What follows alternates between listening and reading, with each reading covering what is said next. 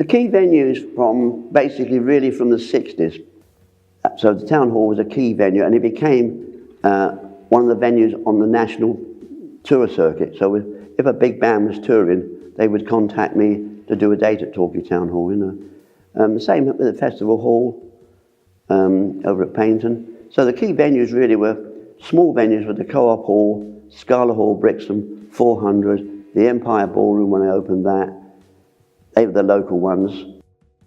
The first live rock and roll venue with a live rock and roll band was the Co-op Hall, which opened on a Tuesday night in February 1957. With the Johnny Harris combo from Brixham was the first live venue with a live band.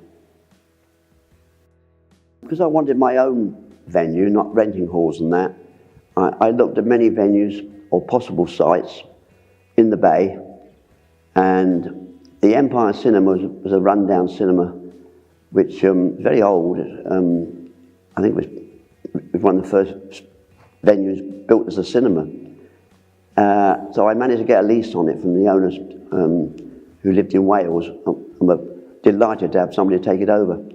And they allowed me to rip it out, put a flat floor in, and turn it into a ballroom and coffee bar. And it was a project, quite, converting the whole thing. The stage was there, where the screen was, so we had a decent sized stage.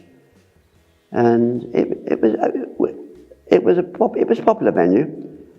The opening night, I had Shane Fenton and the Fentones on, which were quite a major band at that time. They'd already appeared at Torquay Town Hall, I think, a year beforehand. And we had quite a few names, small name bands like Neil Christian and the Crusaders. Well, on that night, the lead guitarist was Jimmy Page. We all know what happened to Jimmy Page, don't we? So he actually appeared at the Empire Ballroom. What was interesting and was rather nice, it was in London. You had the Rainbow Theatre in London, which was putting on Sunday concerts with the big names. So I managed to get an agreement with the council to put on rock concerts on a Sunday, which proved very successful. We had quite a few big names appear there. We called it the Sunday Pavilion, Rainbow Pavilion, because when people came on holiday, oh, rainbow, there's a rainbow in London, it must be connected. It's like the Torquay Town Hall, we called it the Marquee Club, because the most famous club in London was the Marquee Club. It's projecting an image, really, and that's salesmanship, isn't it? There was a lot of publicity on David Bowie, but he hadn't had a hit record. It was in the lower 40s. So I booked him in, and it didn't sell out, but the act was good. It was one of his first appearances as Starman, with all the space suits on, Mick Ronson on lead guitar, and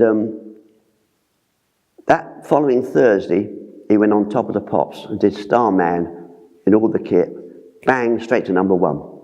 I did it a week too early, didn't I? Princess Theatre really was had a summer show on in those days. You had a summer season where you had somebody like Max Bygrave for the whole summer, and they would live down here.